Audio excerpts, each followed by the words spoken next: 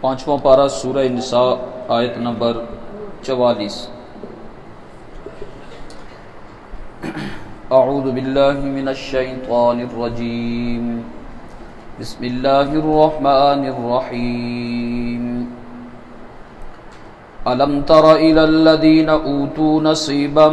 مِنَ الْكِتَابِ يَشْتَرُونَ الضَّلَالَةَ وَيُرِيدُونَ أَن تَضِلُّوا السَّبِيلَ وَاللَّهُ أَعْلَمُ بِأَعْدَائِكُمْ وَكَفَى بِاللَّهِ وَلِيًّا وَكَفَى بِاللَّهِ نَصِيرًا مِنَ الَّذِينَ هَادُوا يُحَرِّفُونَ الْكَلِمَ عَن مَّوَاضِعِهِ وَيَقُولُونَ سَمِعْنَا وَعَصَيْنَا وَاسْمَعْ غَيْرَ مُسْمَعٍ وَرَاعِنَا لَيًّا بِأَلْسِنَتِهِمْ وَطَعْنًا فِي الدِّينِ وَلَوْ أَنَّهُمْ قَالُوا سَمِعْنَا وَأَطَعْنَا وَاسْمَعْ وَانظُرْنَا لَكَانَ خَيْرًا لَهُمْ وَأَقْوَمَ وَلَكِنْ لَعَنَهُمُ اللَّهُ بِكُفْرِهِمْ فَلَا يُؤْمِنُونَ إِلَّا قَلِيلًا۔ أَلَمْ تَرَ إِلَى الَّذِينَ، کیا آپ نے نہیں دیکھا ان لوگوں کی طرف، اوتوا نصیبا من الکتاب، جن کو کتاب کا ایک حصہ دیا گیا، یشترون الضلالہ، کہ وہ گمراہی کو خریدتے ہیں، وَيُرِيدُونَ أَن تَضِلُّوا السَّبِيلَ، اور وہ چاہتے ہیں ان تضلوا السبیل، کہ تم بھی راہ سے بھٹک جاؤ۔ وَاللَّهُ أَعْلَمُ بِأَعْدَائِكُمْ، اور اللہ تبارک و تعالی خوب جانتا ہے تمہارے دشمنوں کو۔ وَكَفَى بِاللَّهِ وَلِيًّا، اور اللہ تبارک و تعالی بطور حمایتی کے کافی ہے۔ وَكَفَى بِاللَّهِ نَصِيرًا، اور اللہ تبارک و تعالی بطور مددگار کے کافی ہے۔ مِنَ الَّذِينَ هَادُوا، ان لوگوں میں سے کچھ لوگ جو یہودی ہوئے، یحرفون الکلمہ، وہ پھیر دیتے ہیں کلمات کو، عن مواضعہ، ان کی جگہوں سے، ویقولون، اور وہ کہتے ہیں، سمعنا، ہم نے سنا، وعصینا، اور ہم نے نافرمانی کی، واسمع، آپ سنو، غیر مسمعن، آپ کو سنائی نہ دے، وَرَاعِنَا لَيًّا بِأَلْسِنَتِهِمْ، اور لفظ راعنا کہتے ہیں لَيًّا بِأَلْسِنَتِهِمْ، اپنی زبانوں کو موڑ کر، وَطَعْنًا فِي الدِّينِ، اور دین میں طعن و تشنیع کرتے ہیں، وَلَوْ أَنَّهُمْ قَالُوا سَمِعْنَا، اور اگر وہ لوگ کہتے ہم نے سنا، وَأَطَعْنَا، اور ہم نے مانا، وَاسْمَعْ، آپ سنیے، وَانظُرْنَا، اور ہماری طرف ذرا نظر کرم فرما دیجئے، لَكَانَ خَيْرًا لَهُمْ، تو البتہ ان کے لیے یہ بہتر ہوتا، وَأَقْوَمُ، اور زیادہ درست ہوتا، وَلَكِنْ لَعَنَهُمُ اللَّهُ بِكُفْرِهِمْ، لیکن اللہ تبارک و تعالی نے پھٹکار ڈال دی ان پر، بِكُفْرِهِمْ، ان کے کفر کی وجہ سے، فَلَا يُؤْمِنُونَ، سو وہ ایمان نہیں لائیں گے، الا قلیلا، مگر تھوڑے سے۔ اس سے پچھلی آیت کے اندر اللہ تبارک و تعالی نے درمیان میں نماز کی مناسبت سے دو حالتوں میں نماز کے قریب جانے سے منع فرما دیا تھا، کہ نماز ایک مناجات ہے، اور اللہ تبارک و تعالی سے کا جو عہد ہے قرآن کی شکل میں، وہ اس میں دہرایا جاتا ہے، لہذا عہد کو دہراتے ہوئے، اور کسی کا آپ کی طرف اگر خط آئے تو بندہ بڑی توجہ سے پڑھتا ہے اس کو، اور پورے ہوش و حواس میں رہ کر کے پڑھتا ہے کہ اس میں کیا کچھ لکھا ہوا ہے، اس لیے یہ قرآن مجید کی تلاوت ہوتی ہے، یہ اللہ تبارک و تعالیٰ کا پیغام، رسالہ، اور اللہ تبارک و تعالیٰ کا بنام مسلمان ایک خط ہے، کہ اس کو بھی پڑھتے ہوئے ایسی حالت میں مت پڑھو کہ جب تمہارے اوپر نشہ طاری ہو، لہذا حالت نشہ میں نماز کے قریب مت جاؤ، حالت نشہ میں نماز کے قریب نہ جاؤ۔ ایک تو ہے نشے کی واقعی حالت، جو حقیقی طور پر کوئی چیز نشہ آور کھا لی جس کی وجہ سے نشہ چڑھ گیا، تو ایسی حالت میں تو نماز کے قریب نہیں جانا۔ البتہ اسی معنی میں وہ بھی ہے کہ اگر نیند کا غلبہ ہے، جس میں آدمی زبان سے کیا کچھ کہہ رہا ہے اس کو پتہ ہی نہیں، ایسا غلبہ ہو جائے تو ایسی صورت میں بھی نماز کے قریب نہیں جانا۔ اور دوسری حالت بتلائی تھی کہ حالت جنابت میں آدمی نماز نہیں پڑھ سکتا، نہ ہی قرآن کو چھو سکتا ہے، نہ قرآن کو زبانی پڑھ سکتا ہے۔ جنابت کی حالت یہ ہوتی ہے کہ قضائے شہوت کے بعد، ہم بستری کے بعد آدمی فارغ جب ہوتا ہے، اس وقت یہ آدمی جنبی ہے، یعنی یہ آدمی جو ہے اس میں دوری بیگانگی والا معنی پایا گیا کہ فرشتے اس سے دور چلے جاتے ہیں۔ یا دوسری صورت وہ اس صورت میں ہے کہ جب آدمی خواب میں بے خوابی ہو جائے اور احتلام کی شکل میں ہو جائے، تو ایسی صورت میں بھی آدمی جنبی کہلاتا ہے۔ البتہ ایک بات تھوڑی ذہن میں یہ کہ وہ یہ ہے کہ اگر مادہ منویہ یوں ہی خارج ہو جائے، کوئی بوجھ اٹھایا اوپر سے نیچے گرا جس میں دفق کی کیفیت نہ ہو، شہوت کی کیفیت نہ ہو، تو پھر آدمی جنبی نہیں ہوتا۔ ایسی صورت میں آدمی جنبی نہیں ہوتا۔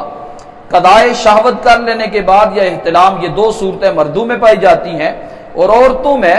یہ چاروں پائی جائیں گی، حیض، نفاس، قضائے شہوت کے بعد اور اسی طرح احتلام، یہ چاروں صورتیں عورتوں میں پائی جا سکتی ہیں۔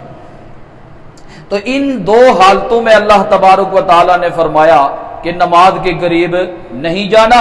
اور پھر ساتھ میں اللہ تبارک و تعالیٰ نے مسلمانوں کے لیے بطور ایک امتیاز کے اور خصوصیت کے لیے مسلمانوں کو پانی کی عدم موجودگی میں مٹی کو طہارت کے لیے استعمال کرنے کی اجازت فراہم فرمائی، مرحمت فرمائی، ورنہ اس سے پہلے کسی امت میں بھی یہ والی اجازت نہیں تھی۔ آپ علیہ الصلوۃ والسلام نے ارشاد فرمایا جعلت لی الارض مسجدا وطہورا، کہ میرے لیے زمین ساری کی ساری مسجد بنا دی گئی ہے اور پاکی حاصل کرنے کا ایک ذریعہ بنایا گیا۔ یہ مجھے اللہ نے باقی امتوں پر فضیلت دی ہے، اور یہ امت کے لیے ایک سہولت ہوئی۔ اب باقی امتیں تو اپنی اپنی عبادت گاہ میں نماز جا کر کے پڑھتی تھی، لیکن اس امت کی ایک امتیازی شان ہے، جہاں نماز کا وقت ہو جائے اذان دو، نماز پڑھو،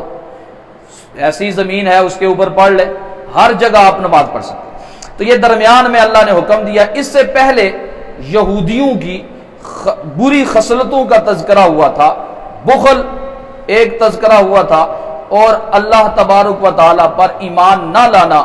آخرت پر ایمان نہ لانے کا ان کا تذکرہ ہوا تھا، ہٹ درمی، ضد، حسد۔ تو اب اسی کا وہی تسلسل برقرار رکھتے ہوئے دوبارہ سے ارشاد فرمایا جا رہا ہے الم تر الی الذین اوتوا نصیبا، اور یہاں اللہ تبارک و تعالیٰ نے یہ جو یہودیوں کی خصلتیں ذکر کی ہیں نا، تو اس کے بنیادی طور پر دو مقصد ہیں،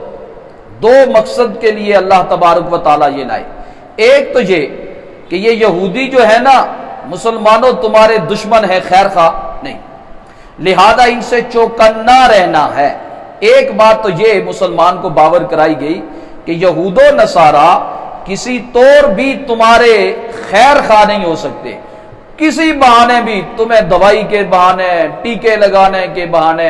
کوئی بھی بہانہ ہو، کسی طور پر بھی تمہارے خیر خواہ نہیں ہو سکتے۔ اور آپ علیہ الصلوۃ والسلام سے زیادہ کوئی اخلاق والا تو ہو نہیں سکتا نا۔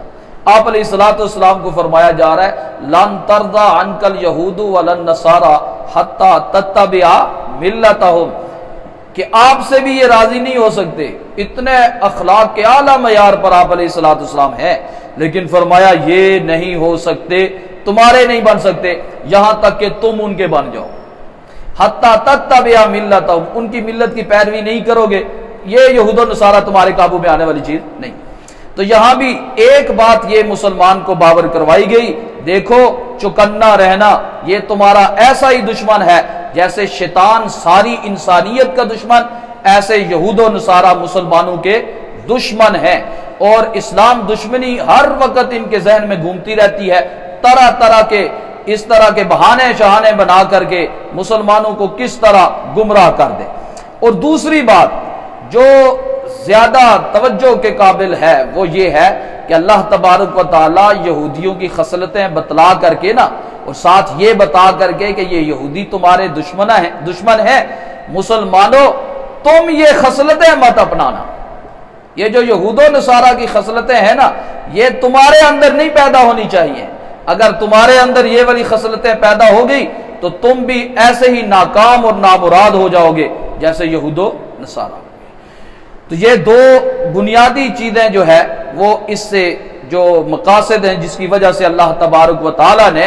یہ ان کی قباحت ذکر فرمائی۔ فرمایا الم تر الی الذین اوتوا نصیبا من الکتاب، کیا آپ نے ان لوگوں کی طرف نہیں دیکھا اوتوا جنہیں دیا گیا نصیبا ایک حصہ کتاب کا۔ اب یہ نصیبا من الکتاب ایک حصہ کتاب کا، اس کے دو مفہوم لکھے گئے۔ ایک مفہوم تو یہ کہ انہیں جو کتاب دی گئی نا یہ ظاہری الفاظ کے اوپر ہی لگے ہوئے ہیں، معانی اور عمل کی طرف توجہ نہیں، تو گویا ایک حصہ ملا اور باقی کچھ نہیں ملا۔ یا دوسرا معنی ہے نصیبا من الکتاب، دوسرا مفہوم یہ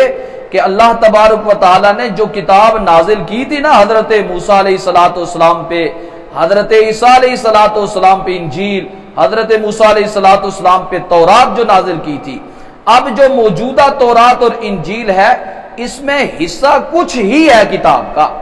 باقی سارا کا سارا ان کا اپنا ہے جو انہوں نے اس کے اندر خود سے تحریف کر لیا، خود سے شامل کر لیا۔ تو اس میں ایک ہی حصہ ہے جو واقعتاً کتاب کا۔ اس سے ایک مفہوم یہ ہو گیا کہ انجیل اور تورات جو موجودہ بھی ہے ان میں بہرحال وہ کتاب الہی کا ایک حصہ بہرحال موجود ہے جو واقعتاً اللہ تبارک و تعالیٰ کی کتاب ہے اور اس کے فرمودات ہے، اور وہ ابھی تک آپ علیہ السلام کی بہت ساری چیزیں تو انہوں نے نکال دی اور بہت ساری چیزوں کا اضافہ کر دیا جس سے اشارے دین اسلام کی حقانیت کی طرف ہوتے تھے، اور جس میں آپ علیہ السلام کی نشانیاں وارد ہوئی تھی وہ حصے ہی انہوں نے اس میں سے نکال دیے، ورنہ تو حضرت عیسیٰ علیہ السلام تو اپنے ہر وعد میں فرمایا کرتے تھے انی رسول اللہ علیکم مبشرا برسول مصدقا لما بین یدی من التوراۃ، جو مجھ سے پہلے تورات ہے میں اس کی تصدیق کرنے والا ہوں، ومبشرا برسول یأتی من بعد اسمہ احمد، اور اس نبی کی جو میرے بعد آنے والا ہے اس کی خوشخبری سنانے والا ہوں جن کا نام نامی اس میں گرامی احمد ہے۔ تو یہ ہر وعد میں کہا کرتے تھے لیکن انہوں نے وہ الفاظ اس میں سے ختم کر دیے۔ تو نصیبا من الکتاب، کتاب کا ایک حصہ، ایک مفہوم تو یہ کہ ظاہری الفاظ تو دیے گئے لیکن معانی اور عمل کی طرف توجہ نہیں ہے، اور دوسرا مفہوم یہ کہ جو کتاب پوری کی پوری ہے یہ اللہ تبارک و تعالیٰ کے وہ احکامات نہیں بلکہ اس میں سے ایک حصہ ہی محض اللہ تبارک و تعالیٰ کی کتاب ہے۔ فرمایا نصیبا من الکتاب، ایک حصہ کتاب کا جن کو دیا گیا، کہ آپ نے ان کو نہیں دیکھا کہ یشترون الضلالہ، گمراہی کے طلبگار بنے ہوئے، گمراہی کو خریدتے ہیں اپنے سارے کے سارے اسباب استعمال کر کے کہ ہماری چودراہٹ ختم نہ ہو جائے، اس لیے وہ گمراہی کے در پہ ہوئے ہیں، حالانکہ ان کو معلوم ہے کہ محمد عربی صلی اللہ علیہ وسلم سچے نبی ہیں، پھر بھی نہیں مانتے، گمراہی خریدتے ہیں۔ اور ان کی دلی تمنا کیا ہے؟ یہ فرمایا وَيُرِيدُونَ، وہ ارادہ کرتے ہیں، چاہتے ہیں، ان کا اصل مقصد یہ ہے ان تضلوا، کہ تم بھی گمراہ ہو جاؤ، السبیلا، سیدھے راستے سے، کہ تم بھی بھٹک جاؤ سیدھے راستے سے، اور اس کے لیے وہ طرح طرح کی چیزیں استعمال کرتے ہیں، اور ہر آن ہر گھڑی ان کے ذہن میں یہی، اور پھر وہ اس کے لیے مشرقی علوم حاصل کرنے والے بعض لوگوں کو اپنے ساتھ ملا کر کے پھر ان کی ذہن سازی کر کے دین اسلام کی کے اندر نکتہ چینیاں کرنا، اور اس میں سے جو اختلافی مسائل ہے تاکہ لوگ اسی میں پڑے رہے۔ وہ جو حضرت علی رضی اللہ تعالیٰ عنہ، حضرت امیر معاویہ جنگ ہوئی، پھر کیا ہوا، ادھر سے ادھر گیا، وہ ہوا یہ ہوا، بھئی پورا کا پورا قرآن نہ ہم اس کو صحیح طرح سے پڑھ سکتے ہیں مخارج صفات کا لحاظ کرتے ہوئے، نہ ہمیں رکوع اور سجدوں نماز کے ارکان کا پتہ، نہ وضو کے فرائض کا پتہ، لیکن جو آدمی پوچھے گا یہ کس نے پھیلائی، یہ وہی یہود و نصارہ، اپنے کچھ ایسے بندے ہوتے ہیں کہ جن کو آگے کر کے نا، جن کا کام ہی یہی ہے کہ سوشل میڈیا پہ بیٹھ کر کے نا ساری اختلافی باتیں لوگوں کو بتانا، بھئی اتفاقی باتیں تھوڑی، اتفاقی باتیں پورے کے پورے قرآن میں جتنی باتیں ہیں اتفاقی باتیں بھی تو بہت ساری ہیں، وہ کرو۔ ہاں وہ اختلافی باتیں صرف درسگاہ کی حد تک رہیں تو پھر وہ ججتی بھی ہیں۔ تو فرمایا ان کا تو کام یہ ہے تزل السبیل، کہ تم راہ سے بھٹک جاؤ۔ اور واللہ اعلم باعدائکم، اللہ خوب جانتا ہے تمہارے دشمنوں کو، آگاہ کر رہا ہے یہود و نصارہ مسلمانوں تمہارے دشمن ہے، اور اللہ سے زیادہ کون جان سکتا ہے کہ ہمارا دشمن کون ہے؟ فرمایا اللہ تبارک و تعالی نے کہ یہ یہود و نصارہ تمہارے دشمن ہے، اور اللہ خوب جانتا ہے تمہارے دشمنوں کو۔ دیکھو اگر تم اللہ پر بھروسہ رکھو گے تو پھر وکفا باللہ ولیہ، اللہ بطور حمایتی کے بھی کافی ہے اور بطور مددگار کے بھی کافی، یعنی تمہیں نفع پہنچانے کے لیے بھی اللہ ہی کافی ہے، اور ان کے ضرر سے پہنچانے کے لیے مددگار کے طور پہ بھی اللہ ہی کافی ہے، بشرطے کہ ہمارا اللہ تبارک و تعالیٰ کی ذات پر مکمل جو ہے وہ بھروسہ ہو۔ اب وہ یہودیوں کی وہ جو خصلتیں تھی نا بری، ان کا اس آیت میں تذکرہ فرمایا، پہلے بھی کئی جگہوں پہ ہو چکا۔ فرمایا من الذین ہادو، ان لوگوں میں سے ہادو جو یہودی ہوگے، یہودیوں میں سے بعد ایسے ہے یحرفون الکلمہ، کلمات کو پھیر دیتے ہیں، عن مواضعہ، ان کے مواقع سے، ان کی جگہوں سے پھیر کر کے بات کرتے ہیں۔ بہت سارے مقامات ایسے ہیں کہ ایک تو ان کا اپنی کتاب کے ساتھ جو کچھ ہوا سو ہوا، کہ اپنی کتاب میں تو ان کا یعنی بیڑا گرک کر دیا، کہ جو جہاں جہاں آیات تھی وہ آپ علیہ الصلوۃ والسلام کی شان میں، ان کو ایک تو چھپا لینا اور تبدیل کر لینا احکامات، یہ ان کا عام کام تھا۔ فرمایا یحرفون الکلمہ عن مواضعہ، اور پھر دین اسلام کے بارے میں ویقولون، اور وہ کہتے ہیں سمعنا وعصینا۔ آپ علیہ الصلوۃ والسلام کی مجلس میں بیٹھتے تھے، آقا علیہ الصلوۃ والسلام کے فرمودات سنتے تو کہتے سمعنا، ہم نے سن لی آپ کی بات، اور ساتھ ہی کہہ دیتے تھے وعصینا، وعصینا، ہم نے کیا کر دی؟ نافرمانی۔ یہ عصینا کا جملہ چونکہ اللہ تبارک و تعالیٰ نقل فرما رہا ہے نا، تو اگر وہ دل میں بھی کہتے ہوں تو بھی اللہ تو دلوں کے حال بھی جانتا ہے، اس لیے اللہ نے خبر دی کہ میں تمہارے دشمنوں کو خوب جانتا ہوں، اور یہ تمہارے ایسے دشمن ہیں کہ مجلس میں بیٹھ کے ظاہری زبان سے کہتے ہیں سمعنا، اور اندر سے کیا کہہ دیتے ہیں؟ عصینا، ہم نے کیا کی؟ نافرمانی کی۔ یعنی ہم نے صرف سنا ہے، بس دل کے کانوں سے نہیں سنا، وہ اوپر سے سن لیا ہے، ماننی نہیں ہے ہم نے بات۔ وعصینا، اور پھر ساتھ واسمع، آپ علیہ الصلوۃ والسلام کو اگر کوئی بات کہنی ہو نا تو کہتے تھے سنیے جی، واسمع، آپ سنو، غیر مسمعین۔ اب ایک کلمہ تو اچھا کہہ دیتے تھے، اسمع آپ سنیے، اور ساتھ ہی کہہ دیتے تھے غیر مسمعین۔ اب اس کے دو مفہوم نکلتے تھے، ایک تو یہ ہے غیر مسمعین، کہ آپ کو کوئی خلاف طبیعت بات کبھی سنائی ہی نہ دے، آپ ایسے عزت اور محترم شخصیت ہے، معزز، کہ کبھی آپ کی مرضی کے خلاف آپ کے کان میں کوئی بات نہ پڑے، یہ تو اچھی بات تھی۔ میں کہوں کہ آپ سنیں، اور اللہ کرے کہ آپ کے کان جو ہے آپ کی مرضی کے خلاف بات سننے نہ ہی سنیں، یعنی ہر آدمی آپ کے موافقت میں بات کرے۔ اور دوسرا مفہوم کیا ہوتا تھا؟ غیر مسمعین، جو دل میں ہوتا تھا وہ یہ ہوتا تھا غیر مسمعین، کہ آپ جو ہے وہ بہرے ہو جائے، نعوذ باللہ من ذالک، کہ آپ کو کوئی بات سنائی ہی نہ دے۔ سنیے،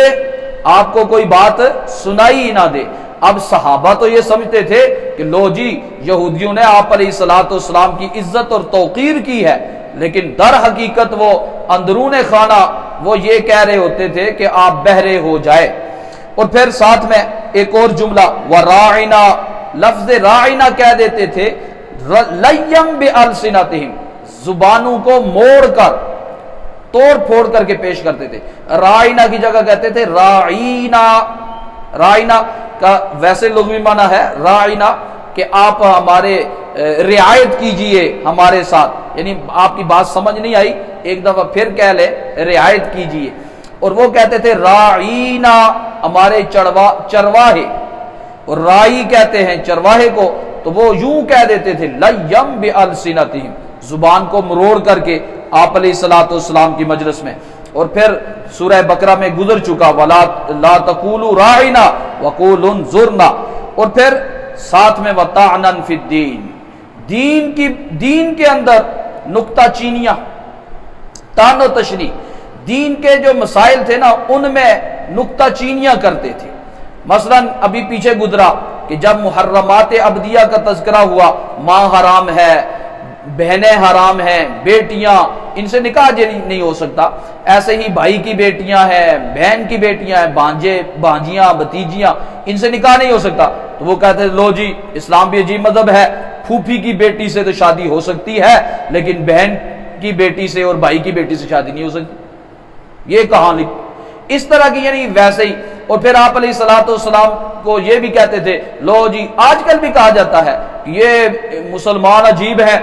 4 شادیاں، یہ تو شہوت والا اور لذات اور مزے لینے والا مذہب ہے، 4 شادیاں کرے۔ مطلب یہ کہ جو آدمی ایک خواتین جو معاشرے میں پھیلی ہوئی ہے ان کو گھر میں لا کر کے عزت سے رکھے 4 کو،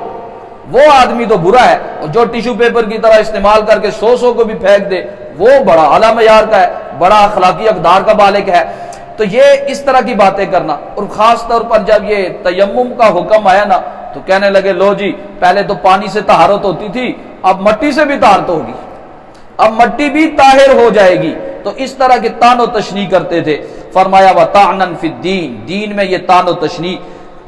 تو قرآن مجید میں اللہ تبارک و تعالی ان کو یہ بطور ترغیب کے اور رشد کے لیے ارشاد فرمایا وَلَوْ أَنَّهُمْ، کاش کہ وہ یوں کہہ دیتے، اگر وہ لوگ یوں کہتے نا سمعنا، ہم نے سنا، وَأَطَعْنَا، عَصَيْنَا کی جگہ کہتے اطعنا، ہم نے مانا، وَاسْمَعْ، اور صرف لفظ وَاسْمَعْ کہتے غیر مسمعین نہ کہتے، وَانظُرْنَا، رائنا کی جگہ کہتے انظرنا، ہم پر نظر کرم فرما دیجئے، لَكَانَ خَيْرًا لَهُمْ، تو یہ ان کے حق میں کیا ہوتا؟ بہتر، کیونکہ اس میں آقا علیہ الصلوۃ والسلام کی گستاخی نہیں ہوتی تھی، شان بڑھتی ان کی بھی ساتھ ہی، وَأَقْوَمْ، اور زیادہ یہ درست بات ہوتی۔ لیکن ہوا کیا؟ وَلَكِنْ لَعَنَهُمُ اللَّهُ بِكُفْرِهِمْ، ان کے کفر کی وجہ سے اللہ تبارک و تعالی نے ان پر پھٹکار ڈال دی۔ لعنت کا لغوی معنی ہوتا ہے رحمت سے دوری، رحمت سے دور کر دیا اللہ نے ان کو۔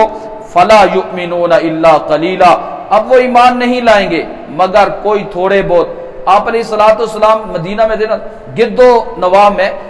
جو 10 بڑے بڑے عالم تھے یہودیوں کے، صرف ایک عالم جو ہے وہ مسلمان ہوئے، حضرت عبداللہ ابن سلام رضی اللہ تعالی عنہ، اور ان کے ساتھ کچھ ساتھی۔ آپ علیہ الصلوۃ والسلام نے ارشاد فرمایا تھا کہ اگر یہ 10 کے 10 مسلمان ہو جاتے نا تو دنیا کے کسی کونے میں بھی کوئی یہودی ہوتا تو وہ بھی کیا ہو جاتا؟ مسلمان، کیونکہ پیروکار سارے انہی کے تھے، جو کہا سنا اللہ تبارک و تعالی سمجھ۔ الحمدللہ رب العالمین والعاقبۃ للمتقین، الصلاۃ والسلام علی اشرف الانبیاء والمرسلین، اللہم اعنا علی ذکرک و شکرک و حسن عبادتک، اللہم اکفنا بحلالک عن حرامک واغننا بفضلک عمن سواک، اللہم انا نسألک علما نافعا وعملا متقبلا ودعاء مستجابا ورزقا طیبا واسعا وشفاء من کل داء۔ ہمارے ساتھی مولانا فیاض صاحب، ان کا آج آپریشن ہوا ہے، اسی طرح جتنے بھی ہمارے عزیز و اقارب میں جو بھی بیمار ہیں سب کے لیے دعا کر لیتے ہیں۔ یا اللہ سب مریضوں کو شفاء کاملہ عاجلہ مستمرہ دائمہ نصیب فرما۔ ہمارے ساتھی مولانا فیاض صاحب کا آپریشن ہوا ہے، یا اللہ اس کو کامیاب کر دے، یا اللہ ان کو جلد از جلد شفا عطا فرما۔